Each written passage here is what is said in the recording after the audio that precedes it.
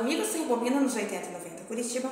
Hoje nós temos um convidado muito especial aqui no canal da Rebobina. Ele é jornalista, psicanalista, produtor audiovisual. Estamos aqui contando com a presença do Vili Schumann. Tudo bem, Vili? Tudo bem. Seja muito bem-vindo aqui no Rebobina. Obrigado, uma honra estar participando do Rebobina. O prazer é todo nosso, com certeza. Vili, conta pra gente, você é jornalista, comunicador, posteriormente você foi para a área da psicanalista, né? Como que você chegou nesse caminho? O que lhe motivou a isso? Bom, primeiro que eu tenho um trabalho, uma trajetória dentro do cinema brasileiro, né? E a partir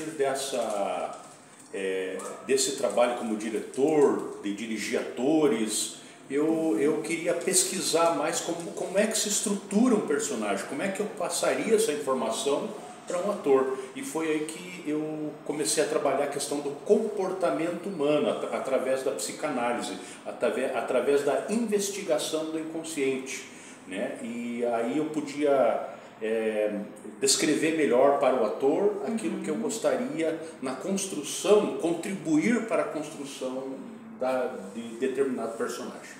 Bem interessante, né? Nos anos 90, você e seu irmão protagonizaram uma série Pista Dupla na CNT, que foi um grande sucesso. Como que foi o processo das gravações? Quanto tempo que levou a produção, de modo geral? O seriado Pista Dupla, ele teve 24, 25 episódios. Foi exibido em rede nacional. Sim. Aliás, fez muito sucesso, saiu na Folha de São Paulo, no jornal o Globo, na Folha, inclusive, o pico da semana que tinha audiência, né? Então tinha uma audiência extraordinária. José Wilker, meu saudoso amigo também no jornal o Globo, comentou que era importante essas produções como Pista Dupla fora do eixo Rio de São Paulo, que até então não se produzia muita coisa, né? Foi ótimo. Coloca Curitiba numa outra proporção, né? Exatamente. Começaram a olhar mais para Curitiba, justamente por não estar nesse eixo do Rio de São Paulo. As pessoas de outros estados da federação queriam conhecer um pouco mais sobre o Brasil, né? E Curitiba era um dos cenários principais desse seriado. E então nós tivemos a direção do Atílio Ricó, co-direção do Edson Ribeiro, e foi um trabalho maravilhoso, assim, apesar da coisa caótica de se participar de um seriado, né? O seriado é de criação do roteirista, escritor Altenir Silva, que depois foi para a TV Globo, depois foi para a Record, e esse seriado, na verdade, nasceu de uma conversa de boteco, assim, né? Vamos fazer um seriado, vamos apresentar para a televisão. Levamos lá para a rede CNT, que na época tinha uma parceria com a TV Gazeta, grandes nomes. Né, exatamente, a Rede AM, né? Então, já na CNT já tinham grandes nomes ali circulando ali, artistas, né, como Clodovil, Galvão Bueno também. Grandes nomes do jornalismo também, né? Ricardo Couto, que é um grande nome do jornalismo, também estava na rede, Adriane Galisteu, enfim, a casa tinha um grupo grande. E aí nós começamos esse trabalho de teledramaturgia, apresentamos esse projeto em que eu e meu irmão foram os protagonistas, né? Fomos os protagonistas, e a história girava em torno de um irmão jornalista, que sou eu que faço. Eu sou jornalista na vida real, mas também interpretei um jornalista que descobre que tem um irmão gêmeo, só que ele não conhece, não sabe onde está. E esse irmão na fase adulta, né? Exatamente. E esse irmão ele é policial, né? Então às vezes a gente se esbarrava, mas nunca se encontrava. Então essa era a trama, e isso começou a chamar a atenção do país, né? Eu lembro que na época eu tinha os fãs do seriado Pista Dupla, então já na entrada de casa já tinha fãs ali pedindo autógrafo para a gente enquanto a gente estava gravando. Então foi um negócio maravilhoso, assim. E em quais bairros foram realizadas as gravações? Mas são várias locações em Curitiba, né? Aliás, foi uma produção bastante arrojada para a época, que tinha helicóptero. Então foi gravado no Jardim Botânico, aqui nessa região onde eu moro, Batel, Água Verde, sabe? Então, dependia daquilo que o roteiro Diversos bairros, né? exigia. Né? E assim, quando aconteciam essas gravações externas, tinha necessidade por parte da prefeitura de ter alguma autorização, alguma coisa assim do gênero para, assim, como bloquear um trânsito, algum apoio assim de agentes da CETRAN, que agora é CETRAN, Secretaria de Trânsito, CETRAN, se algum apoio deles ou uma necessidade. Isso era comunicado previamente com a prefeitura? Sim, quando você vai filmar num parque, por exemplo, você tem que pedir autorização para eles, né?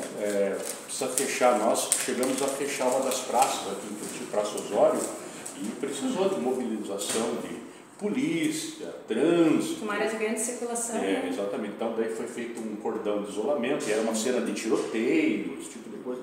Então foi feito, daí o pessoal ficava em volta, assistindo, uma maior curiosidade. Assim. Então a gente tem os órgãos competentes, a gente tem que pedir autorização, a não ser numa rua 15, né? Mas parques, assim, claro, a gente já várias vezes vai filmar, já tem abordagem da Guarda Municipal. Demanda um tempo maior, precisa da intervenção da mesmo que seja uma gravação curta, assim, né?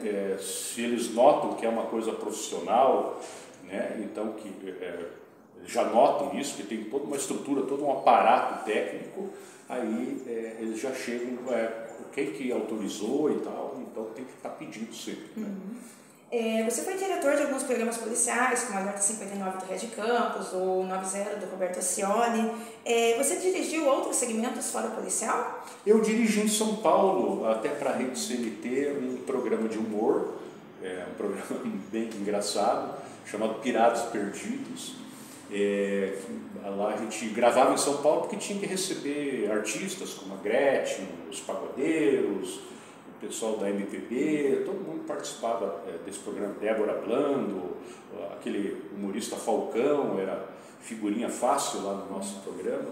Então era um programa de auditório, com brincadeiras, com participação de artistas, e foi uma experiência legal. Uma demanda diferente, sim. E no ano de 2017, né, você depois foi ouvir uma entrevista, que era um programa lá na Central TV, que dava espaço para muitas personalidades locais. Qual que é a diferença de estar atrás das câmeras, assim, fazendo um trabalho, uma supervisão, e estar à frente das câmeras? Bom, primeiro, estar nos bastidores, você precisa de conhecimento técnico, né? Precisa de experiência, porque se você vai dirigir um programa e tal, você tem que saber o que você quer, né? Em São Paulo, por exemplo, um programa de auditório, a equipe chega, onde vão as câmeras? Né? As câmeras vão aqui, vão ali, vai ter uma geral aqui, a iluminação eu quero isso, aquilo, o palco vai ter isso, né? Então, conhecimento técnico. Já na frente das câmeras você precisa ter o conhecimento jornalístico, né? O jornalista, ele investiga, ele comenta, enfim, ele busca a informação do seu convidado, ele explora, no bom sentido, o seu convidado. Entendi. É bem bacana, diferente, né? Assim, no começo dos anos 2000 tinha muitos programas locais, né? Até o programa do Red Campos, Espaço Aberto, que era do Mário Celso, o programa do Alexandre Magalhães, e atualmente a programação local se resume a telejornais, né? O que você acha que aconteceu para que esses programas sumissem assim da programação? O custo desses programas eram muito altos, desinteresse das emissoras, ou talvez a presença da internet? Eu acho que o principal fator são as redes sociais, né? Você hoje, qualquer vídeo que a gente posta, basta ver o trabalho de vocês no Rebobina, é um sucesso, né? Então, até dizem que é melhor você estar hoje nas redes sociais do que na televisão. Eu já acho que é um trabalho conjunto. Você tem que estar na televisão e nas redes sociais, né? Vamos pegar de exemplo quando surgiu o automóvel. Daí todo mundo falava, não, então não precisa mais do trem. Não, eles trabalham juntos. Quando surgiu a televisão, não precisamos mais do rádio. Não, é um trabalho conjunto. Então é a mesma coisa. Eu acho que a falta de espaço também se deve a essa proliferação de programas cristãos evangélicos, né, que acabavam comprando isso. compram esses espaços, então acaba sendo mais rentável do que abrir espaço para um programa jornalístico diferenciado, esse tipo de coisa. A produção local, né? É. Cedendo espaço para programações assim, religiosas, para a emissora mais barato, menos trabalho, então. Exatamente. Desde uma produção local, né? E assim, conta pra gente um pouco sobre as suas produções de cinema. Então, eu venho de cursos realizados em meados da década de 80, na antiga Cinemateca do Museu Rodoviário, onde a gente reunia um grupo de pessoas ali para aprender a fazer cinema. E cinema se aprende na rua, fazendo. Né? Pega a câmera, a gente não tinha essa facilidade que tem hoje aqui de um celular, a gente está gravando, nós tínhamos, gravava com câmera Super 8, com película, não sabia, não tinha retorno de imagem como nós temos aqui agora. Né? Então era muito mais difícil, tinha que fotometrar a luz de acordo com a densidade de iluminação da película que você estava usando. Então era cinema mesmo, né? Mas a gente foi, também, né? mas a gente foi fazendo, contando histórias, né? Eu sempre gostei de contar histórias, né? Então a gente ia escrevendo, a gente mesmo fazendo os roteiros, filmando, pegando atores, e foi se formando um grupo de pessoas interessadas, né? Fizemos muitos filmes entre erros e acertos, alguns filmes ganharam projeção internacional, vários dos nossos filmes foram premiados, exibidos no exterior, nos Estados Unidos, no continente asiático, alguns são vendidos no continente asiático também, na Netflix da Ásia, então várias produções. Estou finalizando agora a longa-metragem Música e Violência, uma história de ficção com músicos e atores locais, uma história de gangsters, rodado todo em Curitiba. E estou começando os ensaios, aliás, finalizando os ensaios para começar a filmar um novo longa-metragem de ficção, uma ficção científica dessa vez. E essa produção, ela tem mais ou menos previsto uma data que vai estar no ar? Não, por enquanto não. Nós não temos nenhum tipo de acerto com distribuidoras, né? Porque uma coisa é você realizar o filme, né? Você ser o empreendedor de fazer o filme, outra coisa é você depois divulgar esse filme com as distribuidoras, elas que vão fazer a distribuição nos Estados Unidos, na Europa, enfim. Né? É todo um processo, né? Várias demandas interligadas, né? Exatamente. E uma das grandes vitrines para nós são os festivais nacionais de cinema e internacionais também, né?